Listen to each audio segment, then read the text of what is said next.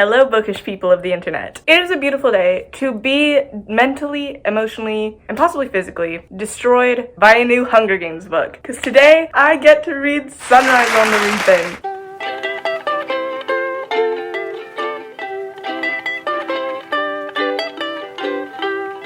I probably should have said, my name is Bronwyn. If you're new here, why do I want to cry? I genuinely can't. It's so gorgeous. Okay, I genuinely want to cry. The Hunger Games is my favorite book series that exists. So this is everything to me. I don't think I'm mentally prepared. Based on the fact that I've almost cried multiple times just from holding it, I pray dearly for my mental health. It is time to read Sunrise on the Reaping. Honey, you've got a big storm coming. He makes liquor in the woods with this woman named Hattie, and she just gave him a bottle as like a birthday present, and she said, I figured if you're old enough to make it, you're old enough to drink it. I have to agree, and though I'm not a drinker myself, I'm glad I get the bottle. Bro doesn't drink. He literally makes liquor and he doesn't drink. I have a theory that the last sentence or like paragraph of this book is going to be him taking his first drink as a crutch, because I assume he's had alcohol before. But, like, I think the last paragraph of this book is going to be him finally using alcohol as the crutch to get himself through this and becoming kind of the drunkard we know in the Hunger Games. And that first step there. Confirmed, Leonore Dove, Lenore is a Cubby girl. She's part of the Cubby. Don't exactly know what that entails because she lives with her uncle, I take it. So I don't know where her Cubby connection is. And I don't remember all the names of all the Cubby members. But I assume it could be like the youngest, what's her name? Maud Ivory, I think is the youngest. I wonder if she could be her mom.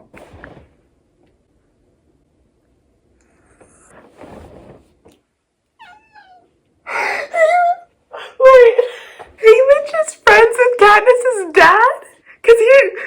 Wait. We don't know their names because Katniss only refers to them as mom and dad, so I was like, oh, how are we gonna know? And he just called him Burdock. And then he said, I've got a sack with my bow. And I was like, oh my god, bow and arrow. What do you mean Haymitch Abernathy's best friend shot a bow and arrow? And then it says, she wasn't one of Burdock Everdene's cousins. I can't believe Haymitch's best friend was Katniss's dad. At least before the games. I assume after the games they weren't friends because Katniss didn't know that connection. I wonder if they had to like cut off the friendship because we know Lenore Dove, his mom, and poor Sid are gonna die after the game. So I wonder if they like cut off the friendship because he didn't want Burdock to die. But oh my god, his name was Burdock? Whoa. My mind is blown. I'm absolutely shocked. Susan Collins does God's work, truly. Clark Carmine and her other uncle, Tam Amber, have raised her since her ma died in childbirth. They're not blood kin, her being a Baird, but the Cubby look out for their own. Is Maud Ivory her cousin? Is Maud Ivory a Baird? Is Maud Ivory her mom? Can you tell that I didn't reread Ballad of Songbirds and Snakes before reading this one? Clark Carmine is gay, and we love. And that Haymitch Abernathy, he's supportive. We love an ally. We're heading into the apothecary shop, and guess who we're probably gonna see there? One Katniss's mother, whatever her name is, we'll figure it out. I love this so much. We read her mom. Burdock's nuts about her, so I try to be nice even though he's got about as much a chance with her as a mockingjay with a swan. Town girls don't marry scene boys. Be ready to eat your words, Haymitch. I'm sorry, the twins are Merrily and Maisily? That's awful. Is Blair the baker? Are we just getting a whole cast reunion here? I'm like anxious, but the thing is I know that he's going in. Like I know it's about to be his name called. So we have Luella McCoy, Maisily Donner. What was this other guy's name? Wyatt Callow. Isn't Callow the name of like the twins from Harry Potter? Wait, what? Wait. Plot twist. I was just saying that wait. Huh? I thought Haymitch is going into the games. I know because he's gonna win them. What do you mean Woodbine Chance just got it? Ugh. Alright, we have a death. Alright then. I didn't think it was gonna be able to plot twist the actual reaping. Like, he didn't get called. The other guy got called, and he ran away, and then gets shot in the back of the head. This is nice. This is cheery. I'm gonna take a break and look at the sun. Haymitch! Haymitch! The whole reason he's in the Hunger Games is because Lenore Dove is trying to help someone, almost gets killed, or at least knocked out. Hi. And then he intervenes, and then Drusilla says that he's the replacement. What the hell? Also, we have Plutarch, Heavens be.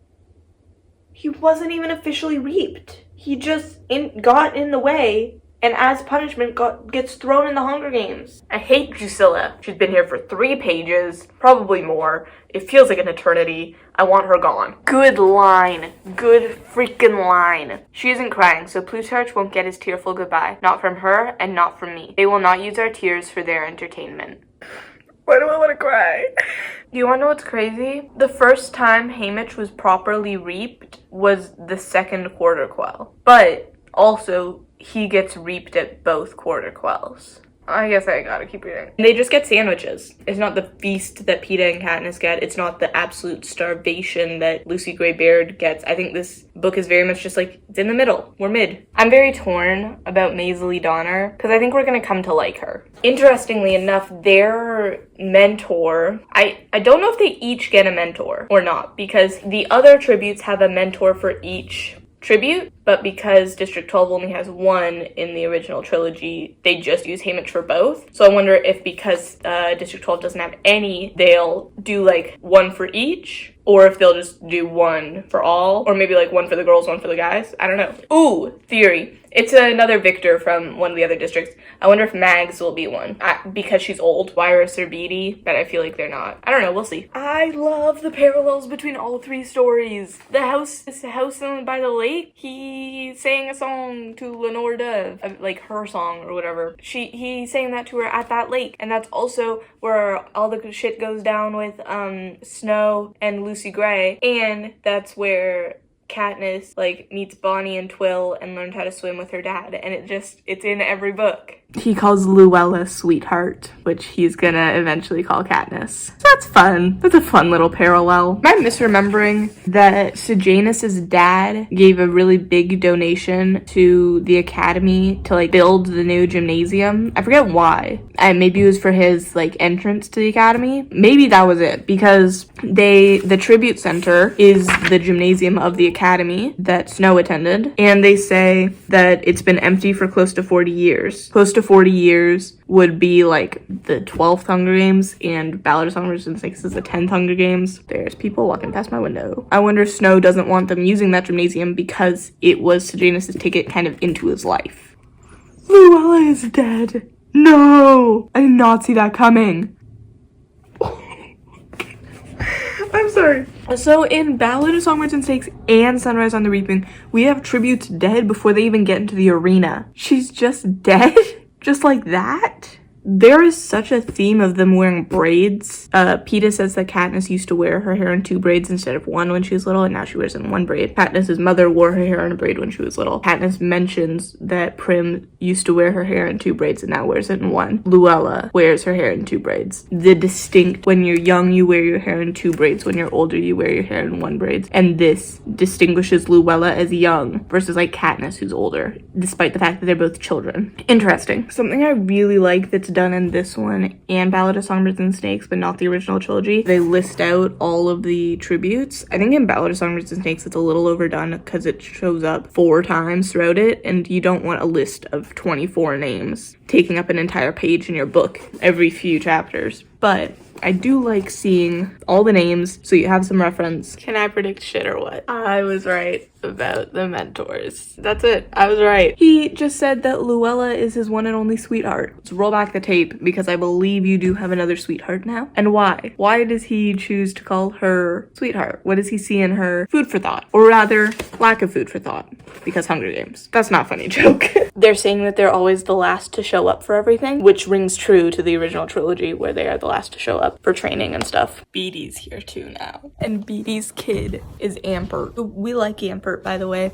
Beatty has a child who's reaped and he's gonna die. I think he's 12. And he says that he was reaped on the day that Haymitch was born. Fun little coincidence. I do like Plutarch and Haymitch having this big old connection. Haymitch is at Plutarch's house for some reason. I don't know what they're talking about. I think it has something to do with how he like showed up President Snow with Luella's death. Plutarch pours himself a drink and asks Haymitch if he'd like anything, and Haymitch says, "I don't drink," which is the second time this is brought up in the book.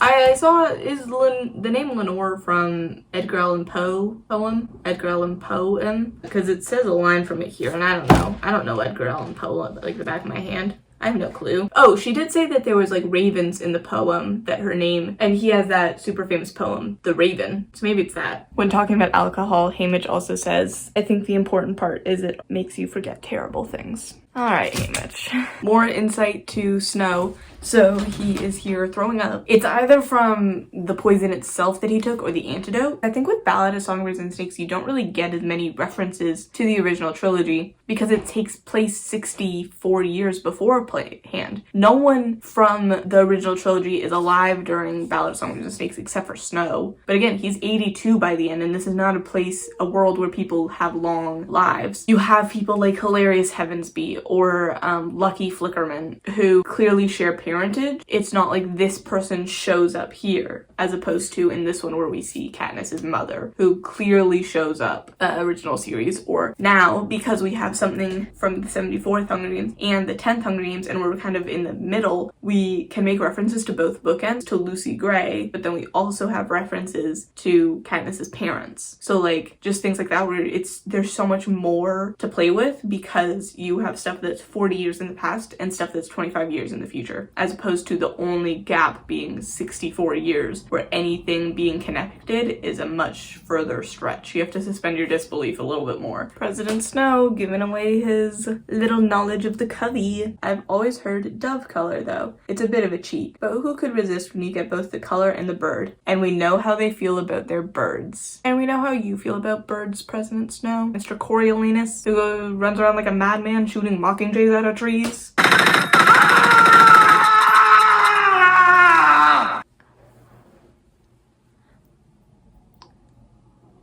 What? Standing in the doorway is Luella McCoy. Part 2. The Rascal. What the hell? Also, I bet I know a thing or two about your dove. She's delightful to look at, swishes around in bright colors, and sings like a mockingjay. Who could we be referring to right now? You love her, and oh how she seems to love you, except sometimes you wonder because her plans don't include you at all. I think we're feeling a little bitter there, Coriolanus. Feeling a little scorned by a certain Rachel Zegler, a lovely little Snow White, Miss Maria, Fiona. They recreated her in some way so she's a mutt, and then they're just gonna kill her like immediately in the games. Who's the gun guy? That sentence made no sense. What's the whole, if you're watching a play and someone enters with a gun, that gun will fire at some point and kill someone? Chekhov's gun? Because I don't think this is the exact same thing, but they keep bringing up axes. Also, something I noticed from like the first chapter, Haymitch has a very distinctive voice. I think it would be really easy for all three characters' perspectives, so Katniss, Coriolanus, and Haymitch, for their voices to kind of meld into one because they're being written by the same person. Even just the fact that like Katniss calls her parents mom, dad, and mother, father, and here Haymitch calls them mom, pa. Snow takes on kind of this high and mighty language. At the core, it's all still Susan Collins writing, but just certain verbiage distinguishes this is Haymitch talking and his perception of events. I think that can be difficult to do because, as I said, Susan Collins is one person. So writing as different people and making those different people distinct in just the way that they, like, their thoughts are written out. I feel like that could be tricky, and she does it very well and seamlessly, which no one needs me to say that Susan Collins is a great writer. Do my eyes deceive me? Or is Effie Trinket here to save the day? Effie and Haymitch, that means, have been working together since he was 16 for 24 years. Oh, it's her sister! We're getting Effie backstory? What the hell? I like that we get like a sort of like history of the games. Caesar tells them here like that there's a big turning point at 10, which we know because we've read that. But then the next really big turning point was 25. But I'm trying to figure out then if stuff happens in this games that then they carry on for the next 25 years. I wonder if this golden staircase in the Heavensby home symbolizes anything. Like, is this a metaphor? Because they keep bringing it up that everything in this room looks like this golden staircase. Why? What is it supposed to represent? They successfully got through their interviews. They made quite an impression. Haymitch is acting like a rascal, which I wonder if, like, she had written him that way in the one interview clip we see of him in Catching Fire, and then was like, that's not really Haymitch though. So then she, like, wrote it as he's playing a part. Hey, the hanging tree. It's still a song. Well, duh. The contrast between Katniss trying her hardest to get back to Prim and Haymitch just resigning himself to the fact that he's gonna die Embrace the probability of your imminent death. is such an interesting contrast because he just genuinely has no hope. There's double the amount of tributes. He's not the best at anything. Susan Collins said that Lenore Dove is like a big part of his story and his motivation. Most of our interaction with her has been in his head. We've had like 2 in-person interactions, but the rest was just his memories of her. But now we have an actual phone call. I am ending the night on chapter 15, page 205. Okay, so it is the next day. I'm gonna finish the book today. The trackers are reusable? I'm sorry. You mean you're sticking a tracker into my arm? You're gonna rinse repeat that? People die with that tracker in their arm, and you're just gonna rinse repeat reuse it for the next year? Everything is really messed up. But this is messed up in a different way. How many times were we reusing these things? Lulu's replacement also being a little girl from District 11, and then Katniss's closest ally becoming Rue. Without a word, Wyatt and Maisley join in a group embrace. Lulu wiggles into the center of the hug and we tighten our hold, feeling one another's pulses and sweat and skin. 10 minutes from now, who will even still have a heartbeat? Not me. Fu is the last person that Haymitch saw before he went into the games. Must he have a history with everyone? Not even just the connection of you are a human that also has connection to the Hunger Games. It's these people have a specific connection to his Hunger Games. Seeing Mags isn't just seeing another mentor, it's seeing his mentor. Wyatt's dead. I'm not crying. My eyes are just misty. 20 kids are dead in one day. Because there's 4 people, there's more of a space for bonding. Oddly enough, you get to know the other tributes better than when there's just one other tribute. Because if Katniss wants to avoid Peeta, she's avoiding all the tributes. Haymitch wanted to avoid Wyatt, well, he still has Maisley and Lulu, or Luella, whatever, that are in the area. Plus, their quarters aren't as private. You're literally sleeping in the same room as them. We've gotten to know the other tributes from District 12 so well, not to mention the fact that they've literally created an alliance with the other, I was gonna say tribes, Citizen Survivor. Despite the fact that there's twice the amount of kids, I feel like I know all the other tributes better than I did in any other Hunger Games book ever. And Wyatt's dead. I thought for sure it was gonna be Lulu. I love a callback as much as the next person. But the term fire is catching showing up in this book, it's a little on the nose. Also, he's with Lulu now. And the amount that he is eating food and sharing food with her so that she doesn't eat the deadly food in the arena, this is the only food you can eat. I'm pretty sure Katniss's games go on for 2 weeks. Bro, you gotta pace your food better. Caramel is not the thing you want to be eating when someone dies. I speak from experience. I got a freaking chemical caramel M&M in my mouth when Luella dies a second time. Died in Haymitch's arms. I didn't think I was really gonna mourn her. I thought we were gonna see Lulu's death the way that we saw Wyatt Callow's death, which was not at all. He has not gone hungry at all, nor thirsty. It's called the Hunger Games for a reason, which I'm not saying I want him to struggle, just be a little bit more mentally prepared to struggle. Don't the game makers do something that takes out like a bunch of people on the mountain? I want a break from people dying. Ambert is being torn apart by squirrels. He is being ripped apart. Ambert, why do all the little kids have to die? Mooney, all the kids are dying. I might cry. I might genuinely cry. Ambert's dead. And he's dead. That's despicable.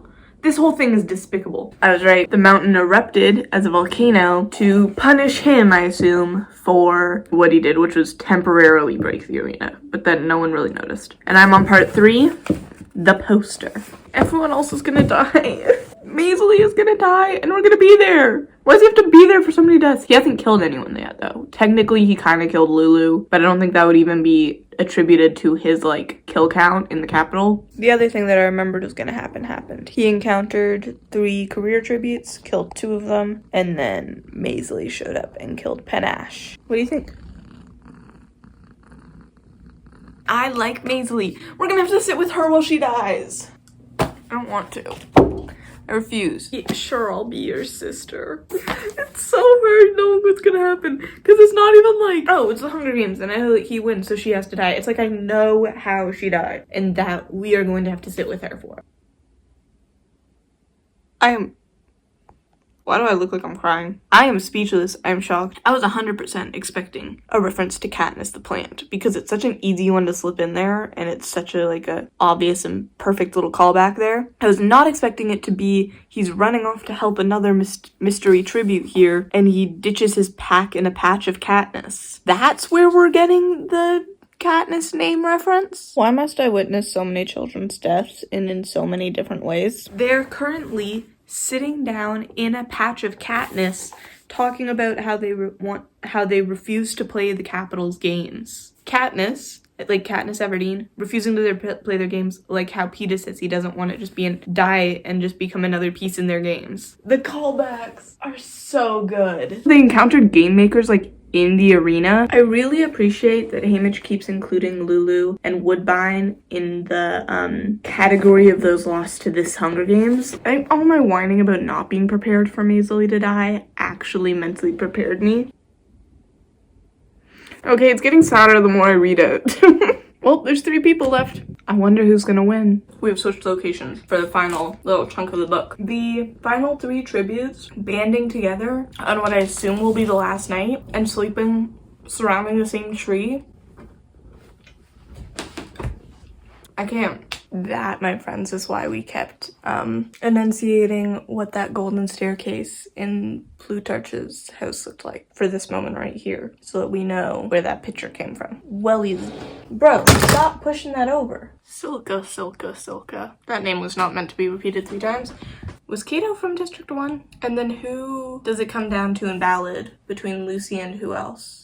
My sibling just texted me. We're in the same house. No, it's snowing. Snowland's on top. It's the final showdown. Guys, theory. I think Haymitch might win the Hunger Games. He called it a snake and a songbird. Flint thing. His striker. Like, this is like the culmination of all the people that backed him. He's doing this for his dad and his mom and his brother. And Ampert and Luella and Wyatt and Lulu and Welly and Maisley and Lenore Dove and with a snake and a songbird. Like, it's just, oh my god. And no one's gonna see that he just exploded the generator. But his girlfriend, his mom, and his brother are gonna die for it. They don't even die because he outsmarted the Capitol and used the force field against them. They die because he blew up the generator, which is the thing that no one sees. The ultimate punishment, needing to live with your choices. He has a pump on his chest the way Lulu did. I'm sure I'll get this answered, but does he have that forever now? Nobody's here because everybody's dead. Lucy Gray! They're showing the 10th Hunger Games to him! And on screen, a girl in a rainbow of ruffles sings a familiar tune with unfamiliar words. So the song that Lenore Dove comes up with is to the tune of the Ballad of Lucy Gray. Like the one that she comes up with, the It's Sooner Than Later that I'm 6 feet under. Because I was thinking about this earlier today. We know about the 10th Hunger Games. We have Snow's history and information about the games before they were like actual entertainment for the Capitol. That doesn't change whether or not the people in the Hunger Games have that information. Haymitch still wouldn't, as far as I knew, Haymitch still doesn't know about that. It's not common knowledge in this world. Haymitch knows! Yes! Every time Effie Trinket says positive attitude, I just hear attitude. Attitude. This is why Ryrus is the way she is in the Catching Fire, because they tortured her for what he did. I was gonna say she was so competent, and she ends up kind of like a highly intellectual blubbering mess by, I don't know if blubbering mess, that feels a little too far, but you get what I mean. Haymitch feels responsible for the way she is, probably. I know this book is about highlighting propaganda. I know that. And I think the entire time it's been very in your face. Even the amount of times it's used the word propaganda, it's very in your face with it. But this right here, where we're going over the games and what the Capitol saw versus what actually happened. We spend the entire book with him finding out what happened. We're spending a chapter here finding out what the Capitol saw. The way they paint him, the way they're messing with the timeline, him saying they're not flat out lying, they're lying by omission. So it's like, oh, we didn't do anything wrong. It's like, yeah, the things you're putting in there are things that actually happened, but they didn't happen in that order or the depth that you're saying. And I think the whole book has been talking about leaving your mark, painting your own poster, propaganda, right here, right near the end of the book. It's just driving it home in such an obvious way, and you can't deny that this happens in the real world too. Susan Collins, the woman you are. The way he's now questioning everything, and it genuinely hurts. Like, it makes me sad. Oh my god, I'm not ready. I've said that this whole book. But when President Snow tells you to enjoy something, you know you're in for it. They put him in a bird cage at his own party, and Effie Trinket being the only one staying by his side. We truly stand Effie. They have a party at the Capitol Zoo. Also, he got his pump off, so I got that confirmed. Luella, Maisley, and Wyatt's bodies. Oh my god, will it ever stop? Well, yeah, it will in 30 pages, but it's gonna get so much worse before it ends. They just leave him with the coffins? 5 a.m. just at this train station? Are they on fire? He thinks that it's the sunrise, but it's not. It's the fire that is killing his mother and his brother. They're being burned alive. No. I knew it was gonna happen. No, Burdock being the one that's like with him here. Newsflash, the Hunger Games, everything that happens in the Hunger Games world is devastating. Wyatt's dad killed himself. So today we are burying Haymitch's mother, Haymitch's brother, Luella McCoy, Maisley Donner, Wyatt Callow, and Jethro Callow. Plus the 42 other tributes that died in the Hunger Games. He mistook Merrily for Maisley. They're doing the thing. Ooh, ooh, ooh, ooh. He knows Snow did it. He put 2 and 2 together and he got 4. Lenore Dove is still alive. How is she gonna die? Oh, it's gonna be so much worse now that they've reconnected. They've had a reunion and then she's gonna die. God, no. Don't you dare eat that candy. Spit it out. Lenore Dove, no. She's dying in his arms. It's so sad. He called her darling. I don't know why that's what's getting me. It's just really sad that darling got me for some reason. I knew it was gonna happen. I knew it was gonna happen all book. And the funny thing is, it doesn't feel any more sad than any of the others. It's the last one. And it kind of feels like the culmination of every other death in this novel. Stay in pocket. We have just under 20 pages left. And the fact that he's the one that fed her the gumdrop. Like, she was gonna eat it anyway, but he put it in her mouth, and that's just another layer of him feeling like it's his fault. Let's recap what unforgiving songbirds we have here. We have mockingjays, and we have the raven. And her name had dove in it. President Snow, you cannot escape birds. He drives away anyone he loves or could love him so that they don't get hurt, but the Everdeens are the ones that hold on the longest. Okay, so right now he's addicted to sleep syrup. He's just downing sleep syrup so that he can sleep and forget. He drinks now. He gave up on sleep syrup and now he goes to get alcohol. Burdock Everdeen showing up in his hunting jacket, a bow and arrow, and wild turkeys at his hip, bringing Haymitch Abernathy to the Covey graveyard is just... It's a lot for my brain to comprehend. Maud Ivory, Lucy Gray, and Lenore Dove, they're all buried next to each other. I really like the way this chapter is written with chunks of the Raven and then what's going on in his life. Trying to forget is my full-time job now. Beatty's wife is pregnant. Beatty has another kid. Do we know that? Does his other kid go in the Hunger Games and die too? Are you kidding me? Oh my god. It's so sad. To escape the grief, the aching loneliness, the loss of those I love, I work on forgetting their voices, their faces, their laughs. Even in my head, my language becomes dull and flat, stripped of the color and music of yesterday. The working hard to forget, the effort actively put in to forgetting the people that he loved. The first time he met Katniss, her hair in 2 braids then reminding me for all the world of Luella McCoy, my sweetheart of old. I said it! I made the connection between the braids and the fact that they look alike. I didn't want to let them in, her and Peeta, but the walls of a person's heart are not impregnable. Not if they have never ever known love. Okay, it's all Katniss and Peeta thing. Oh, their memorial book. And he tells her about everything. She brought him keys. Oh, Katniss. She's not an easy person. She's like me, Peeta always says. But she was smarter than me or luckier. She's the one who finally kept that sun from rising. I drink differently these days, though. Less to forget and more out of habit. Still not great, but better than before. When my time comes, it comes, but I have no idea when that will be. Nothing you can take from me was ever worth keeping, and she was the most precious thing I've ever known. I literally go, oh my god.